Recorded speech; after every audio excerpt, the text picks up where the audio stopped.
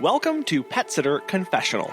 Today, we're brought to you by Time to Pet and the Peaceful Pet Music, Calming Music for Pets YouTube channel. Most of us got into running our pet sitting and dog walking businesses because we have a passion for pets. Something a lot of us don't have a passion for is actually sales and marketing. And while many times our services sell themselves when they connect with the right client, sometimes they don't. And so how can we, as people without a background in sales and marketing, how can we become better at that craft and actually sell our services in that moment? Today, we have Rachelle Steele, owner of Loving Arms Pet Services, to talk about the sales process for a service-based industry. She pulls from her experiences selling high-end luxury goods and how that impacts her business that she runs now. Everything from learning and listening to your client, asking amazing questions, and learning how to sell the gap. You'll want your pen and paper for this one. Let's get started. Yes, I'm Rachelle Steele, and I started Loving Arms Pet Services 2 years ago. We just celebrated our 2-year anniversary, and I say we are because all my clients, kind of family, and really excited, still learning a lot, but learning how to finagle and fly by the seat of my pants and make changes on the fly. That was never a strong suit for me. So I am learning quickly, trial by fire. And just been excited to do my passion. I've always had a passion for animals, been in animal rescue for over 25 years, working with shelter dogs and rescue dogs. And I'm a volunteer for a Shiba Inu rescue group. I'm a foster coordinator for SIRA, Shiba Inu Rescue Association. Been doing that 6 years. So supporting the Midwest. Right now we have currently 40 foster homes that I'm supporting as well. So I'm busy. Well, and Rachelle, you talked about that kind of growing and not a strong suit of adapting on the fly. How have you tackled that? Because that's something that I know we all struggle with is being both stick-to-itiveness and also being able to adapt at a moment's notice. Yeah, I've always been a plan person. I have been at 11 o'clock, this is going to happen, 11:15, this will happen, so on and so forth. And that is not the pet sitting industry. So by working in windows has really helped me. By 8 a.m., this is what I need to have done. By noon, from 8 to noon, this is what I need to have done, whether it's personal or business. And in my scheduling, I am solo. So in my scheduling, I limit how many clients I take a day and how many sittings I do a day or visits I do a day. And in my time blocks even.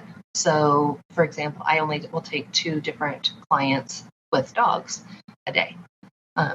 There's just no way that I feel comfortable trying to get 3 dogs in and out for potty breaks bright and early in the morning or in the evening before bed. I discontinued overnights beginning of this year. So I decided I'm just going to limit myself to 2 dogs. Then I'm not stressed. I don't miss things, weather. We've had some storms this week. So, trees down and stuff, but you can plan for everything except for Mother Nature. So, that's what I do. And then I can fill in the other visits with cats or longer visits with the dogs. I started 40-minute visits. I used to just do like 20 and 60. I started 40-minute visits when I started phasing out the pet overnights. And a lot of my dog clients love the 40-minute visit. So I can actually get a lot more one-on-one time with the families. The dogs get a lot more personal time. I'm not driving as much. And I don't have to worry about traffic or this, that, and the other. So I really am liking the 40 minutes. And the 60 minutes has been starting to really take off too. So the 20 minutes has mainly been cats. Some of my dogs, but most of my dogs are now stepping into the 40s and 60s. Wow. What I hear when you say all that, Rachelle, it sounds like you gave yourself space, like you learned to give yourself space. How do you, it's hard to adapt and change when you don't have room in your life, both like on a calendar and financially and all this stuff. If you have zero space, right? If you can't, pivoting requires you to turn, right? Just physically, if you imagine turning your shoulders, if there's no way to move your shoulders, you can't go anywhere. And so to hear, you're like, you know what I did? I just took a step back and I gave myself some breathing room around my day. Yeah. And that's huge. It is. And I've been lucky that I haven't had many pets that I've had to take to the vet while their humans were gone. But that was something too that I said, I don't ever want to be in a situation where I've got an emergency situation and it domino affects the rest of my day. And I'm panicked the rest of the day. Or, heaven forbid, I tell a client, hey, so Fluffy, the cat, is panting. And I know that that's a really bad thing for cats. But I've got other clients to see. So can you call your emergency contact and have them come take the cat to the vet? Mm. That's not a professional pet sitter, And so I don't want to have to make the choice of not giving this cat the proper care that it needs, or the rest of my animals the rest of the day the care that they need. So I make sure that I have a 2-hour buffer in the morning, between my morning and lunchtime visits, and then a 2-hour buffer in my afternoon between my afternoon and evening visits. So I'm prepared for anything that may come thrown at me. A big tree in the middle of the street, cat needs to go to the vet, cleaning up dog food, poo because the owners decided to change food 2 days before they left town, whatever. Well, and that's, a lot of us approach our schedule by how much can we optimize with getting the most in, right? And going, okay, I have 10 hours a day where I want to be available to do visits. How many visits can I get in that day? But as you said, that's all assuming it goes right and goes well, and that you're mentally ready for that, or you're physically ready for that, or the dogs are going to allow you to do that kind of work. It's going, how do we stay resilient as a business, and personally too? It's maintaining those, this is my limit. This is where I'm going to exist, because otherwise I'm going to be running ragged.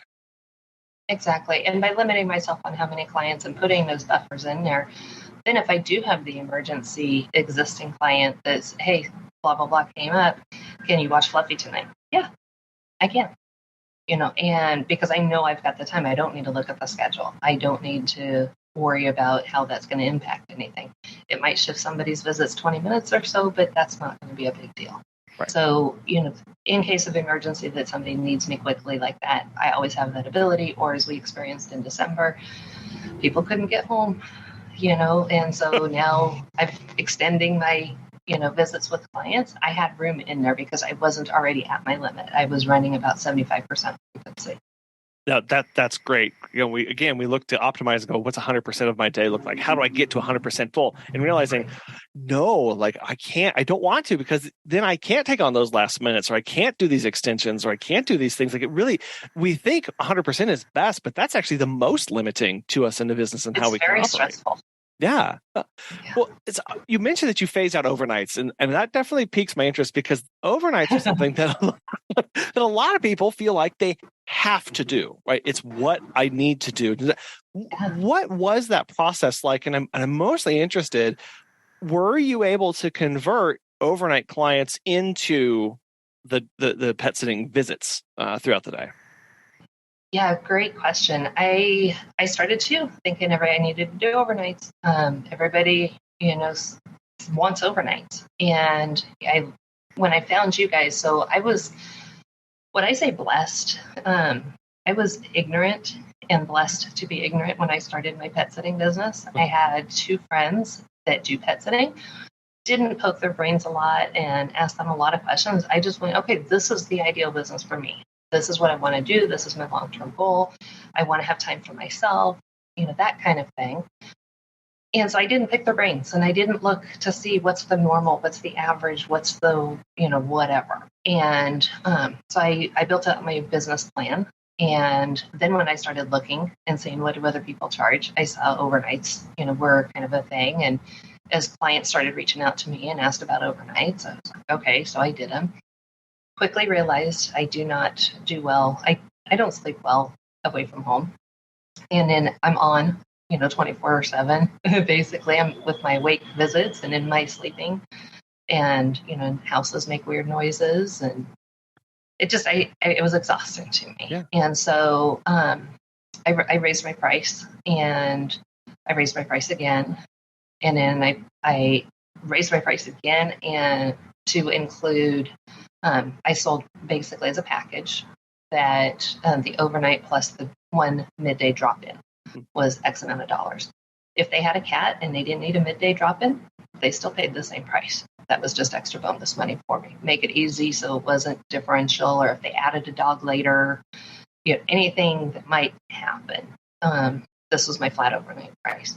And I still kept getting booked. And I'm like, where is the ceiling for this? I didn't find the ceiling. And so then I'm like, okay, I have to do something else because I need to not do overnights. And so that's when I added the 40-minute visits and started selling 3 40-minute visits a day. So first thing in the morning, lunchtime, or evening. And some of my clients were like, well, the dogs aren't really that excited first thing in the morning. They're kind of lazy. Could you do a 60 for lunch instead of a 40 for breakfast? Just do a 20 for breakfast and a 60 for lunch and 40 for dinner. And I'm like, sure, I can do that. And so it just kind of evolved. And as it was turning out, the clients that wanted overnights, but I was already booked for an overnight, I'm sorry, there's only one of me. Somebody already booked me. But here's what I can do instead. Let's try this. It's just a weekend. Let's try it and see what happens. I've luckily already built up a trust and rapport with them. And they were like, okay, well, let's try it and see what happens. And so I lost one overnight client, and all my overnights are now converted to pet sitting clients that we just tried it for a weekend and they did great. It comes out cheaper than what my overnights are.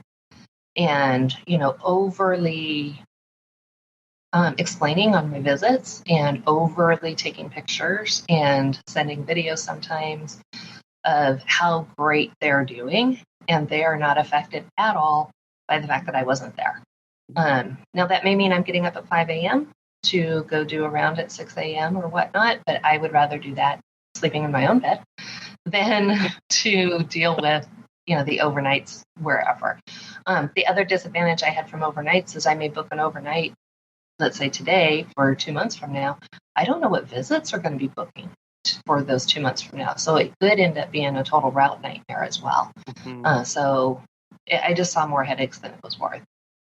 Well, yeah, it makes it a lot more predictable for you to know, okay, I know my drive time from my house, right, to just about everywhere else that I'm going. And then exactly. When you mentioned that as part of this this process, it sounds like you really went because you were trying to address the client's concerns, and that's where we as business owners have to continue to focus of why does the client want this? Well, it's probably because they feel like their pet's going to feel abandoned and sad and lonely and depressed. And so you coming along and going, man, I'm not going to lie, right? I'm not going to, but I'm going to really focus on these things and really stress and show all the playtime photos and show just what we can do in my visit. That really goes to showing the client, oh, wow. Oh, okay. That's okay. I see that. Now there's a visual representation of the feelings, the emotions, and all this stuff, so they can see the value that they're getting from that. Right. Because I think a lot of times the overnights are for the client more than the pets. Oh, 100%. But then, if that's a concern, I ask them, put up cameras, whatever, if that's a big concern for you. But the dogs don't care. Right. So. So, Rachelle, you said, you're just celebrating your 2-year anniversary. What were you doing before you started doing dog walks and pet sits? I did about 30 years of retail. So retail sales, retail management, high-end sales.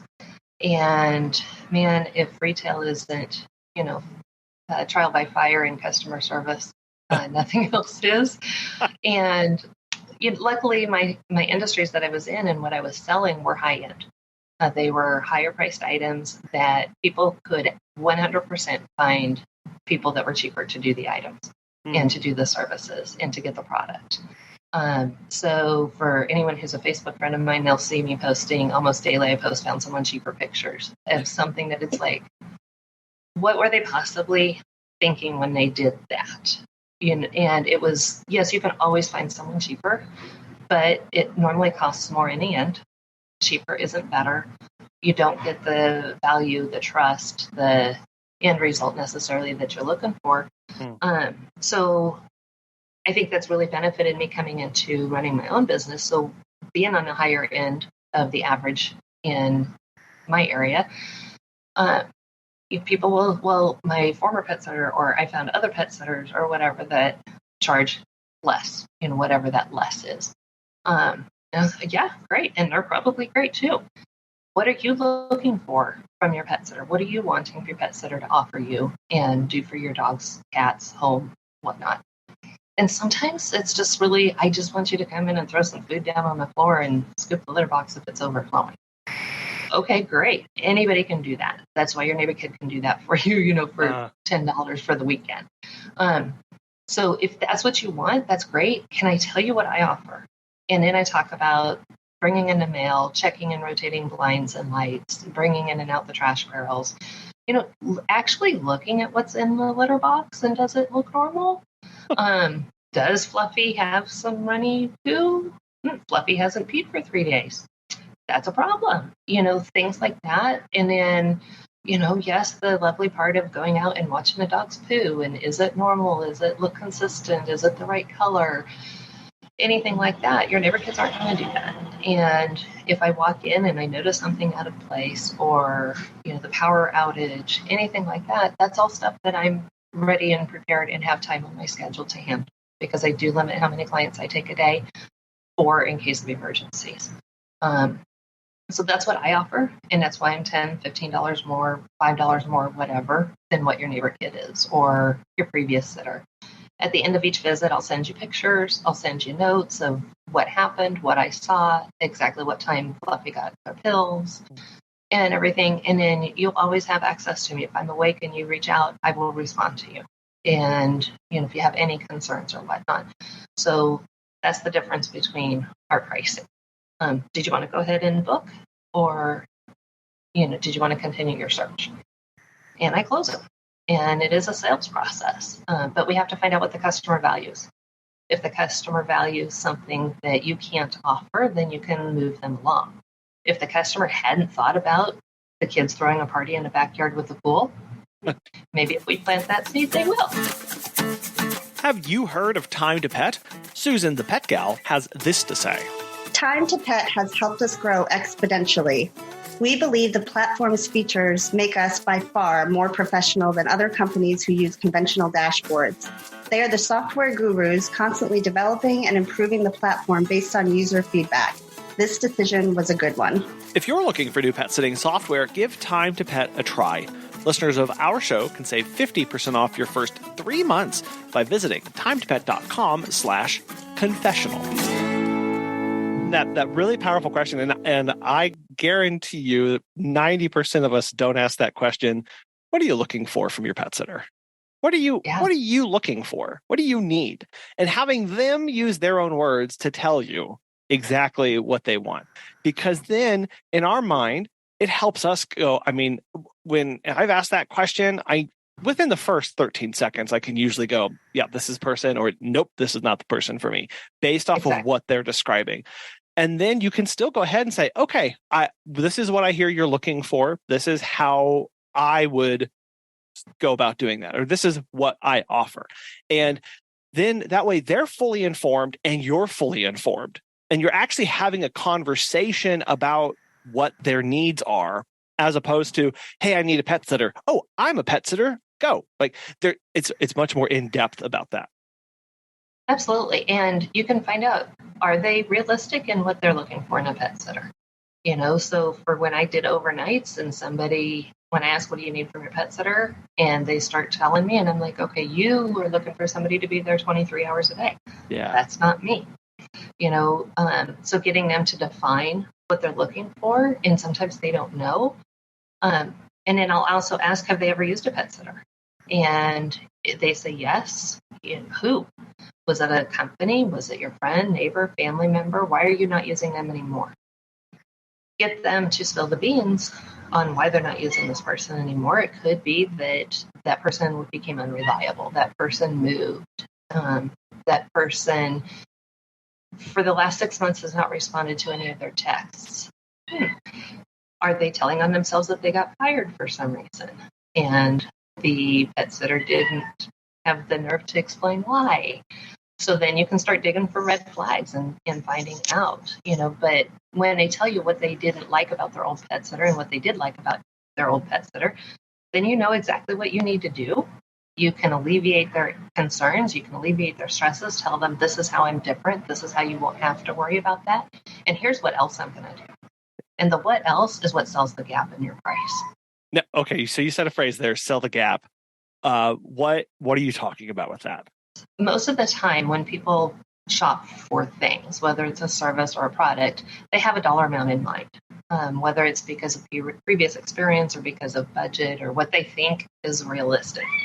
So, for example, just using numbers, if they think $20 a visit is a reasonable price for a pet sitter, and you're priced at $25, you can sell the $5 gap a lot easier than you can sell why you're $25 a visit or $75 a day.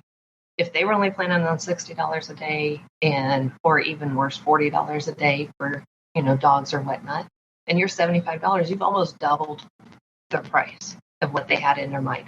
That can be scary. It can be hard if you're not a salesperson to overcome doubling their budget. So if we can just sell the gap instead of worrying about selling the $75, if we can sell the $35, that's a lot easier. And we all as professional pet sitters can explain the value of the $35 or the $5 or whatnot just by asking them the questions. And, I can do that. And this is what else I will do.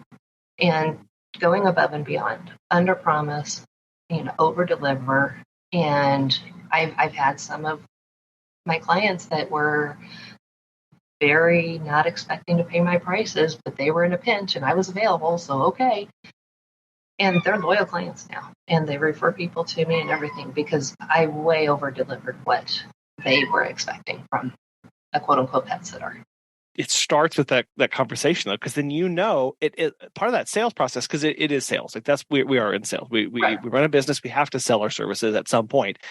And that's just having a conversation at this point. We're not trying to pin people down or lock them into anything, or we're just asking them. A conversation that we get a lot of times is, have you used a pet sitter before? And they'll say, yes, I have. Okay. Can you tell me about that experience? Or you can just say, can you tell me about that? You don't have to say, if you feel like, oh, why aren't you using them anymore? If that's too confrontational for you, you just say, oh, tell me about what happened. What did they do for you? And get some idea of what they were doing. Because then what this gives you, this equips you with language to start selling that gap. And Rachelle, if somebody happens to us, people go, I never knew when people were coming over. And I was constantly having to talk to them about whether they had been there or not. And so when they say, okay, and I go, oh, okay, well, in our system, you always get alerted when we arrive, and you always get photos and a written report at the end of each visit. We're in constant communication, and you can even see a GPS data point of that we've been at your house when we're over there. That you're selling, you're trying to go, okay, that $5 extra that I am of what they were before, this is what's filling that. This peace of mind is what's going to sell that on that. And now they may still go, oh, that's out of my personal budget, but I see the value there, and that's fine. But at least you're turning it back and you're going, here's where my value comes in as a business. Right. And we can't help it if they cannot afford anything more. That's fine. But also we have to not take that personal. We can't think that they're turning us down or they don't like us or whatever. They're turning down a dollar amount, but it doesn't mean anything as a reflection on you. So I think that's part of, what I see in pet sitters and animal caregivers, for example, is the emotional part, and they take offense and they take personally. And we can't. It's not personal. You did nothing wrong. You just have different prices. I would never spend $100,000 on a car. It has nothing to do with the car. I just wouldn't do it. Even if I could, I wouldn't. Now, that's nothing against the person selling the cars. I just wouldn't do it, and couldn't do it. But there's also something too, if people don't have a good strong sales background, or are fumbling on like how to tell clients no, or how to get them on board with whatever we want them to do, whether it's booking through our software instead of texting us or whatever. The Platinum Rule talks about the 4 different types of people, and we've probably heard it in a lot of different contexts, but Tony Alessandra is an awesome character, I guess. I don't know what you would say. The way he presents it is awesome and easy to follow. And he talks about the 4 different types of people. And if you can figure out quickly what this person is, then you can adapt yourself to them, match them, and it minimizes conflict. It maximizes the experience, and it just helps everyone communicate better even. And of course, it helps us sell better. But if you've got someone who he would call a director, who is very short, to the point, I don't have time for a lot of chit chat. Let's get to it. So how much do you charge? And they speak very quickly. They move very quickly. They don't want a lot of chit chat. And then you start talking and telling stories and so on and so forth, you're going to lose that client, even though he could have spent the money. Yeah. We have to match their style, you know? So I think that's the platinum rule. Do unto others as they would have done unto themselves, as compared to the golden rule. Do unto others as we would have done to ourselves. Yeah, matching them. That's important because we get those questions a lot of times. I take those phone calls. Yeah, what do you charge? And it's very easy for me to go, oh, he didn't even ask me how awesome I was. And they don't even want to know why I'm the best. And well, yeah, I'm going to tell you here. And we go into this mode of like, well, let me tell you, I feel like there's got to be a big lead up to the value, to the price drop. I catch myself in this all the time, Rachelle. I'm like, well, before I tell you about the price, we do XYZ. This is what we do. This is how long we've been doing it. This is why we love it. This is blah, blah. I'm 15 minutes into my spiel and I'm like, hello, who's there? No, oh, no, they're gone. Right. When if I would have just said we're $25 or yeah, that'll be $47, they would go, okay, great. How do I book? Like that's right. And then some people too, because they're nervous or scared or lack of confidence or whatever, will be like, well, this guy's just price shopping. If he were just price shopping, he could have done that online. Then, and so don't take offense to whatever. They may just be on a limited time crunch. They've already been through several websites. They liked yours best. They called, how much is this? Are you available? Yes or no? Okay, let's go.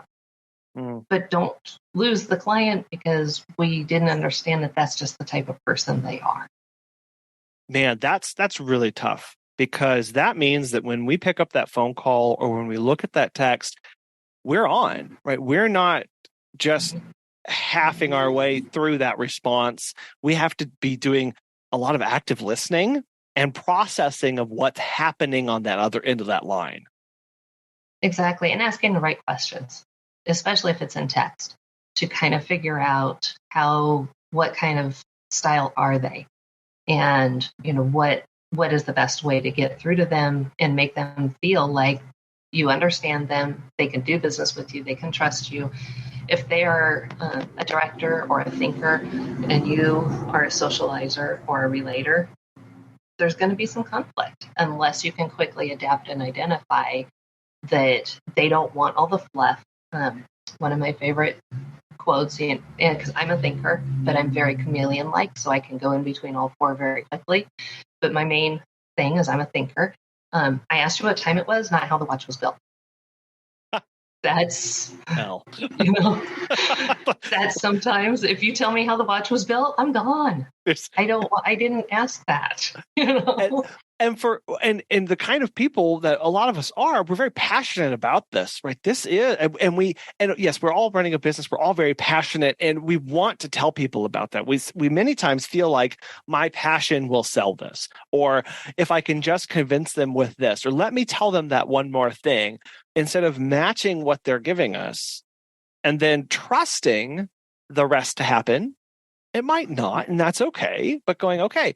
I mean, so now I really have to. I'm laughing at myself so much, Rachelle, because it's what are your prices? I have to take a breath and just go. Yeah. Just tell them. Just tell them. Just tell them. Just that's what they want. Prices start at $25. What is it that you're needing? Yeah, and that's that question you mentioned.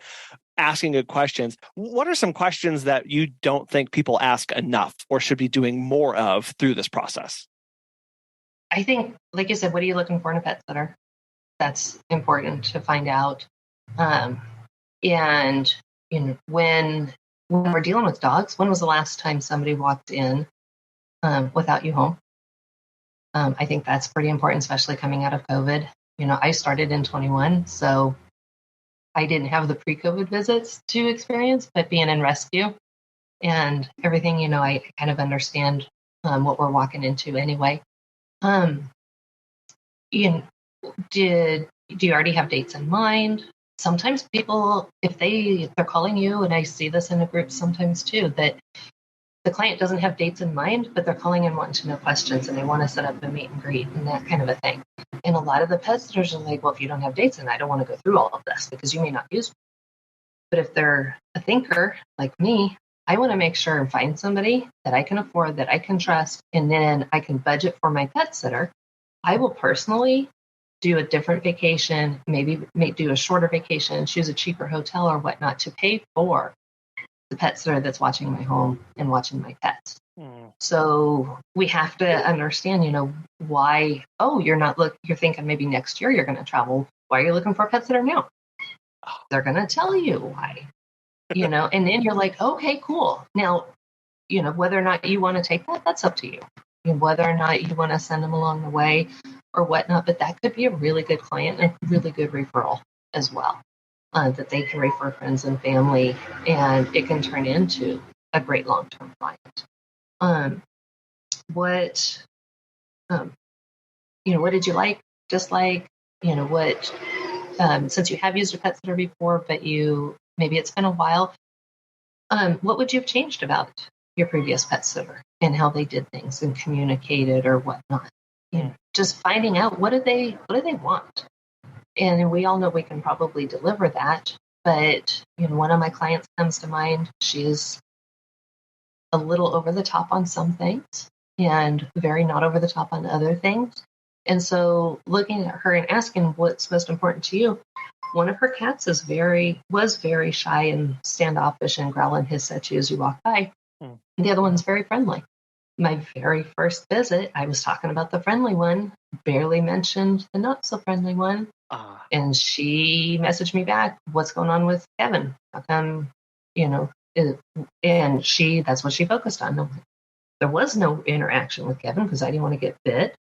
So I didn't mention Kevin much, but that immediately came to, okay, I need to equally speak about both cats. And, Kevin judged me from a distance as I put the food down, and Kevin supervised me doing the litter boxes. And do you see Kevin's ears in this picture peeking around the corner? Because that was a big deal to her. So kind of seeing maybe what they don't, and hearing what they don't necessarily say by the questions that they ask, and then making sure that we jump all over that and put their mind at ease is a big deal too. But I think we just need to be really good at asking, what do they want? What do they expect? And then do that and then some. Yeah. Go above and beyond. And not being afraid to ask those follow-up questions, because we get those calls too, those inquiries. I'm just looking for a pet sitter, no dates in mind. My first assumption is always, oh, they're just price shopping, right? Oh, they must not be doing that. But if you to ask them, for us, most of the time it's somebody who's going, I've never done this before. I've never needed a pet sitter. I don't know what I'm doing. I need help. I need a helper to come along. And it's like, okay, I got you. Like we're in this together. Like, well, let me walk you through how we can do. Let me educate you about some of your options that may not even involve us, but let's go. And I think you're right. Taking that time, just go, oh, wow, it looks like you don't have dates. Is there a reason you're looking for now? Because I know how I am too. I need to know the dates. I need to make sure all the ducks are in a row, I's dotted, T's crossed before I even get to the point. I'm not even going to book a plane ticket until I've got this other stuff taken care of. Are you kidding me? And we need to remember that there are people out there that are like that are looking, that need to make sure everything's together and not just discount them entirely. Definitely ask them, why are you looking now? And they could respond, I'm just trying to see what my options are. I don't really know who I'm going to use or what. Okay, that's a little different response than I need to get this nailed down before I can book my plane tickets. But we have to listen for that. We can't just hear what we want to hear. Right. And most people, whether they're clients or pet sitters, do not think of this as a sales job. So that's an advantage on our end, that they will spill the beans if you just ask them, because they're not walking onto a car lot. They're not holding onto their purse or their wallet for dear life because they're afraid we're going to rip them off. And people love to talk about themselves and their pets. So if we just ask them some simple questions, they will spill the beans and give us everything that we need to know. And then we can take it and run with it and help them. And even if it ends up that they don't book you, they'll remember you. And then when somebody else in their family or Facebook or next door is looking for somebody, they will refer you. This process, Rachelle, is all about this potential client that we've been talking about. Another aspect is the customer service of once they're in the company and experiencing everything. How do you approach customer service with your clients? I use Time to Pet, and in my private note section that I can see on each visit, I have my notes of trash day or whatever not pet things that are necessary to be watchful of. But then also, if there's anything in particular, like always make sure that you mention Roxy, even though she always hides under the bed. Anything that's going to make sure that the client understands that I'm doing everything that I need to do. And listening to your podcast, you talk about taking pictures of, the food, taking pictures of the litter box and everything. And I try and make it a little bit more fun of, the cat in the picture with the food going, I know that the food bowl is only 3/4 full, Ricky. I just fed you. It's not empty. So putting fun with it so that they understand, oh yes, okay, that is actually Ricky. As soon as he eats 4 morsels out of the bowl, he's like, okay, yeah, the food bowl's empty. Come feed me. And so that makes them understand that you are knowing their pets, that you're not just throwing food down. You're talking about their personality and getting to know them and love on them. Explaining, I saw this going on in the neighborhood. Somebody was having a wild party in the neighborhood, kind of keeping them in the loop of what's going on, the weather sometimes. And then if you talk about the weather and the storms, and then 2 days later, you're talking about somebody's got diarrhea, they're like, oh yeah, the storms you were talking about the other day. And you're like, oh, bingo. Okay, cool. That puts that piece together. And then, if I notice something, if I notice some dishes in the sink that's not common for them, I'll do the dishes, or something just out of the ordinary. I might leave for the first visit, I always leave a thank you note, a handwritten thank you note mentioning the pet's names. If they are a client that uses me every week or, several times a month, I may not leave a note every time, but I'll leave something out of the blue, unexpected. Sending the thank you notes randomly in the software, sending birthday notes, and cards. If I notice something in the home that it was a client's birthday or anniversary, I can make a note of that, and then I can bring it up next year. Just different things that they would not think of from the pet sitter. But also, I think that one of the big things is the punctuality. That my clients know in what time I'm going to be there, even though I work in Windows, and they can trust that I'm going to do as I say. I'm going to clean up things that maybe they didn't ask me to clean up or wouldn't expect me to clean up, because it was there. Let's just do it. And it goes with that integrity. Do the right thing even though no one is watching, and making sure that we just, the clients are trusting us with their home. If there happens to be pets in their home, and they're trusting us with their pets' lives and everything too, but they could have boarded the pets. They could have had the pets stay at a family member's. There's clients that could have had family members come visit, but they didn't want to impose. They are paying you and trusting you to watch their most valuable possessions, their home and their pets. If the house burns down, they're going to grab their pets. But that's the 2 most important things. And they're trusting us. And honestly, if your visits are only $25, that's a pretty inexpensive, fee to pay to supervise and watch over everything. So I think a lot of the pet sitters I see just don't understand or don't think themselves, value what we do enough to justify whatever price it is that you're comfortable with. So they don't raise their prices, or they don't charge enough, or they feel sheepish talking about their prices. And I think we just need to have a little bit more confidence in what we do. We offer amazing customer service. We do amazing things. We could, be saving a pet's life. That's what they pay for. They're paying for the peace of mind to have somebody there to do all of those things. And if they would have not booked you and they would have booked a neighbor kid and their animal would have passed away, they will likely be kicking themselves in the butt that they didn't pay the gap, pay the extra money for the professional who would have been able to handle that situation better or differently. Many of us look for ways to go, how do I add value? How do I add value? How do I make this service more than what other people are doing? And you started off by saying, well, I use this note to write down details that I don't want to forget. Or maybe I don't know what I'm going to do with them right now, but they're going here so I can use them later. And that truly is the kind of stuff that blows clients away. When and this is going to sound crazy, especially when they tell you to do stuff and then you do it. Many times people are like, "Oh, what? How did they do it?" Right? It's like that. Sometimes that's all it takes for people to realize, "Oh, wow, this person was listening, paying attention, and stored this information somewhere, so they could do something with it."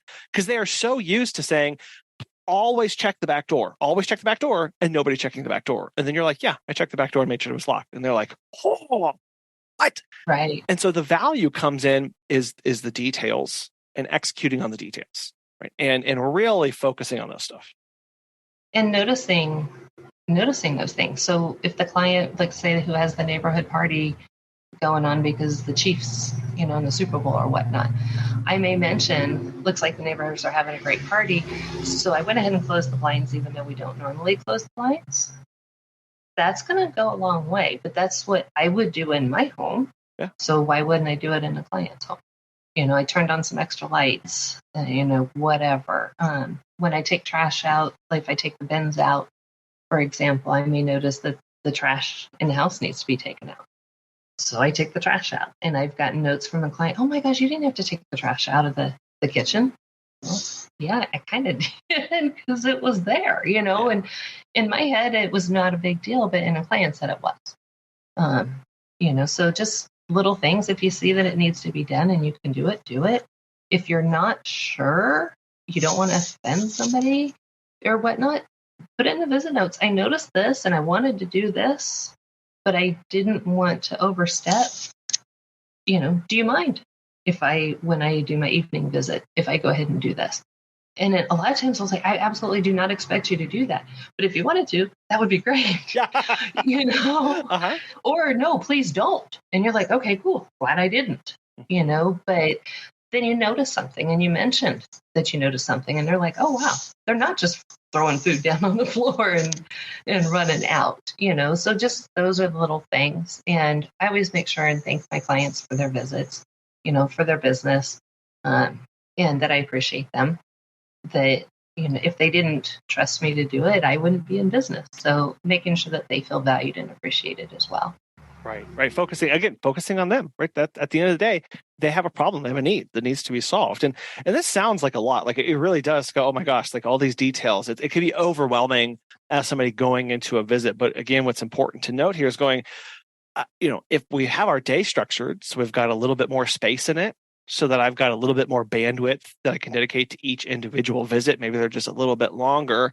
Man, think of what I can do with that. Think of the possibilities of what that kind of visit would look like. And that's really where a lot of this power starts to come in, is when we look at holistically going, man, if I want to be able to do this kind of detail, this kind of level here, what does my day have to look like? What does my week have to look like? And really piecing that together so that we are providing the service that we actually want to be providing and not just going on whims and crazy tangents with all sorts of clients. Exactly. And if we've got a pet sitter that's, let's say, charging the $20 versus a pet sitter that's charging $25, the $25 pet sitter can do 4 less pet visits a day than the $20 pet sitter. So then that just freed up an hour, 2 hours of their day to be able to go to the bathroom, have a lunch, notice the different things that can elevate your experience. but also give you that breathing room that maybe some of our pet sitters need. A lot of pet owners don't know how to react when their beloved pet is facing a bout of anxiety, noise sensitivity, or depression. However, various studies have shown that animals react very positively when calming music is played for them. As a trusted pet sitter, have your clients check out Peaceful Pet Music, Calm Music for Pets on YouTube, where they can give their pets the best chance at relaxing while they are away. From peaceful melodies to soothing nature sounds, this YouTube channel is the go-to spot when your client's pet is anxious and you don't know where to turn. Complete with beautiful and vibrant animations, their videos will become your home for the tools needed to keep the client's pet in a state of peacefulness. Be sure to subscribe to Peaceful Pet Music, Calm Music for Pets on YouTube, and hit that bell so you never miss a moment of calm.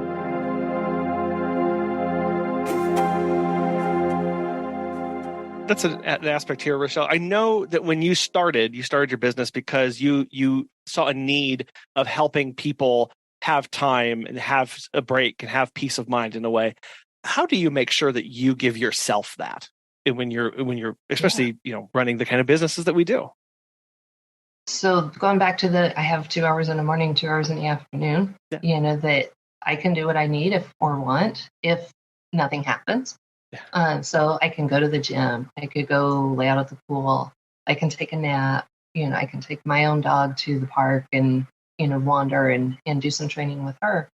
And then as Employee of the Year, I got a 1-year membership for monthly massages. So I have that I get a monthly massage. And that was important to me, taking care of myself. And, I look for ways and I block off days and block off windows. Sometimes I can't always block off a day, but I can sure block off that nobody can book me next Thursday afternoon. I have nothing going on Thursday afternoon, but because from this Wednesday to next Thursday, I'm, fully booked. And then from Friday to the next Wednesday, I'm fully booked. I couldn't have a day off. I'm blocking that window for me that day. And any visits can be morning or they can be evening. I'm just not doing anything that afternoon. So making sure to look that you don't get too many days of no time for you and to be able to stop and just take a breath and relax. I know people struggle with I can't take whole days away. I can't take a whole week away. I can't a weekend. And just going, we're not, it's just going like an afternoon, right? Like it's an hour, right? It's 2 hours maybe in the course of a busy time, busy season. Carving something out helps, right? At the 20 minutes just to go, I'm just going to nothing right now. I'm just not going to focus on anything. I just need to sit and breathe deep breaths for 15 to 20 minutes.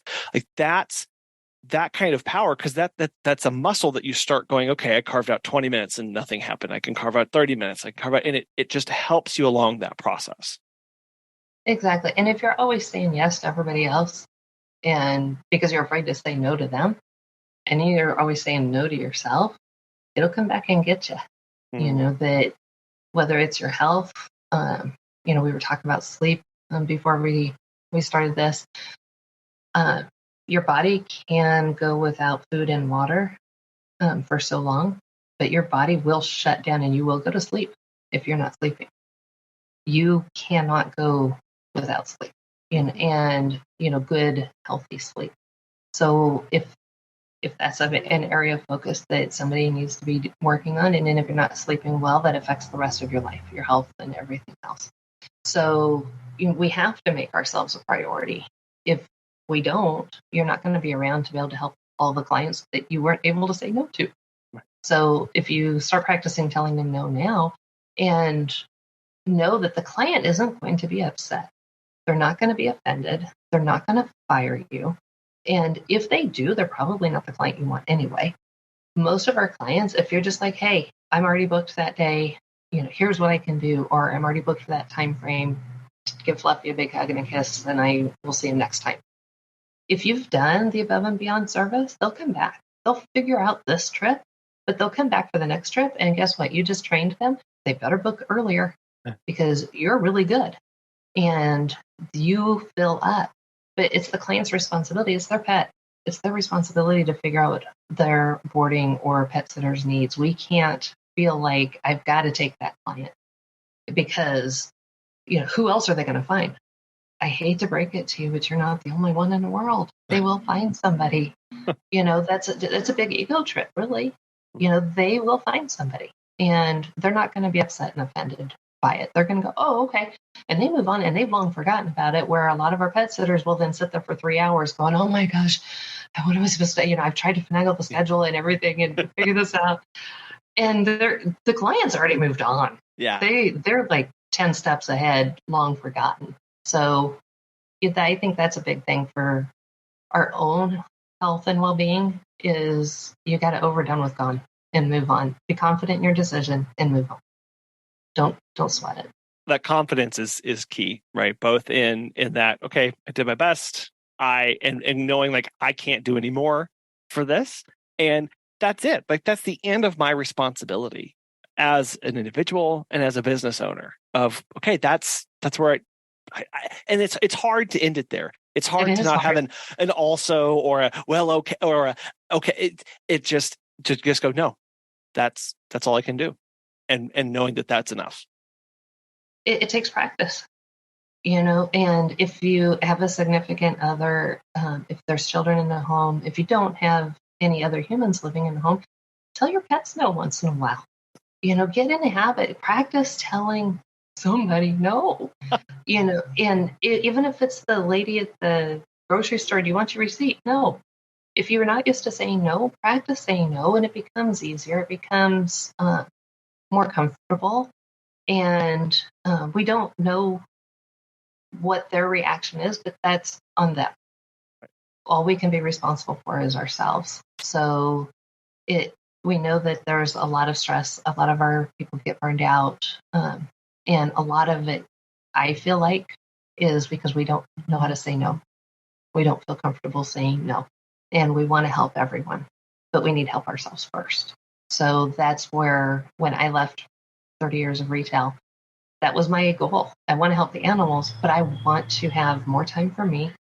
If I turn in a vacation, I want this time off for vacation 6 months in advance.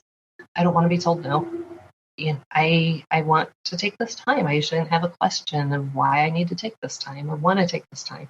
I've earned this time. And so I just took 5 days for myself, and I was closed Thursday through Monday. And I put the banner up, and I had a few clients reach out, and they said, I know you're on vacation, but I wanted to remember and send you this while I was remembering. So please don't answer me till Tuesday. I trained my clients well, Well, and so you mentioned, you left retail for 30 years. I know you managed people over that time, yeah. but you've decided to stay solo. Maybe those two are connected. Maybe they're not. Why are you? But you have chosen to remain to stay solo and to run the business by yourself. Why is that? A lot of reasons. One, I still have 30 years of retail trauma. Dealing with managing people can be challenging. I felt like I was a good leader, that based on feedback from employees that are still friends and employees who would have done anything for me at the drop of a hat. I feel like I was a good leader, but it's exhausting to be a good leader. I had good employee retention, which is another normal indicator of that. But this is a really weird world we're in 2023. Coming out of 2020, a lot of people want to go back to the old normal. A lot of people are figuring out what their new normal is. There's just a lot to deal with. And so right now I want to control me. I have a hard enough time sometimes controlling everything else. So I can control me. Where we talk about I don't necessarily do well adapting to quick and sudden changes. Employees are quick and sudden changes oftentimes. They've got their own lives. Things happen. The car breaks down. What do you do? Well, now what? I can't control that. I can't. So So I just don't want to deal with all of that. I know what I can control. I know what I can handle. I've trained my clients well. So I do kind of have employees as far as my clients are concerned, that I've taught them how I need them to do things. If you want me to be available for you, this is what I need you to do. I've had to let the clients go who didn't follow what I needed them to do. And I'm just like, I can't. And, we say fire the client because they are kind of like employees sometimes too. We need them to communicate with us too. I can't just show up and all of a sudden Fluffy's on 12 meds that are, spread out every 4 to 8 hours and stuff. No, guess what? You can't do that to me. No. I don't know. You don't work here anymore. After this week, you don't work here anymore, and that added stress. So, I manage my clients. I train them on how we can have a great partnership and relationship. And that's enough for me right now. No. I see you guys struggling that have employees. And I'm like, oh, yeah, no, I don't want that. And I appreciate that, Rachelle, because that's such an important aspect of it, of going, what kind of business, what kind of life do I actually want to run? And knowing, okay, if I don't want that, I don't have to do that. If it's personal preference, it really is. And so many people feel pressured, feel guilted into doing something and making a business decision because they think that's what success looks like, or they think that's what they're supposed to do, or everybody's telling them to do. Oh, well, just do this, right? Just hire. Oh my gosh, that word "just," if you expand that out, just that easy. Just is 10,000 steps every, it's so much. And if you go, you know what? I don't just want to do that. It's great. It's fine. It's okay, right? It really is. But too often we get caught up in this. Well, that's what I'm supposed to do. That I need to do that because that's what XYZ is telling me to do, and realizing I don't want that for myself. And great. Now I'm better for that. Exactly. And I think that's the big key. Like you said, what does success look like? Yeah. You have to define that for yourself. To me, success is, I work a lot less now than I did in retail. I have a lot less mental stress now than when I did that. I make same or more money now, and I'm happy. That's success to me. We have people in our world that make buku bucks and they're not happy. And, on the outside, everyone looking in would go, wow, they're so successful, but they're miserable. So, and people will say, they give up $1 million, just to be happy, to have time to themselves, to not have a packed schedule. Success can be very different to everybody. So I think that's the key, is what does success look like to you? And then you build your business around what that is. I know a lot of pet sitters would probably think I'm crazy that I only take up to 9 clients a day. And how do I do that? I do that because I have a budget. I don't live above my means. I charge a fair price, and I get clients that respect that. And then they refer similar clients to me that are of the same mindset. And I can do that. But I had to figure out what that looked like to me, what my business was going to do for me in my life. I love that, Rachelle. I want to thank you for coming on the show today and sharing, helping us learn to sell the gap, and also growing confident in those decisions and making that business work for us. I know there's a lot more here. You have a lot of experience to pull from, and a lot of advice and a lot of knowledge. So how can people get connected with you and follow along with your work? Yeah.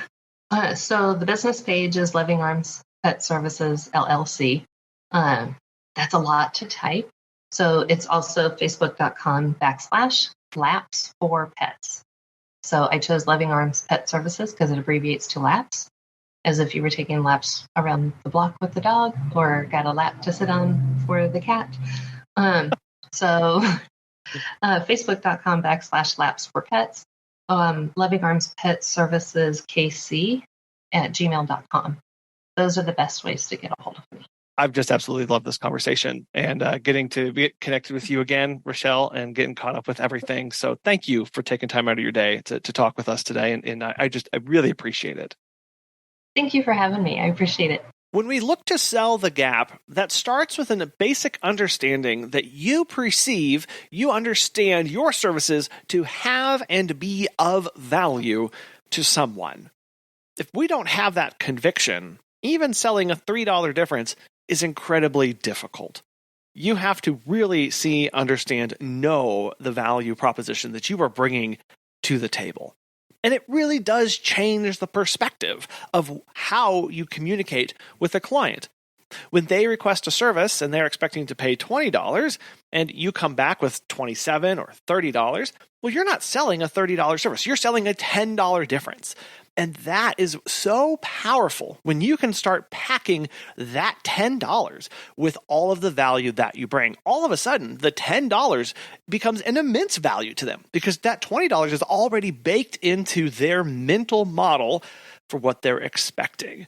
And that is where we can surprise and delight even the most ardent of critics.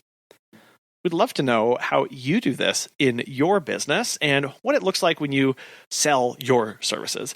We'd love to hear from you. You can send that email to feedback@petsitterconfessional.com or everywhere on social media as well.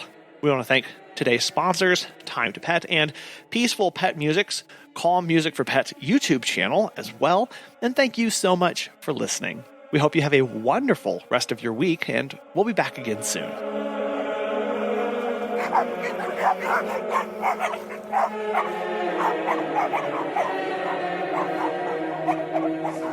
Thank you.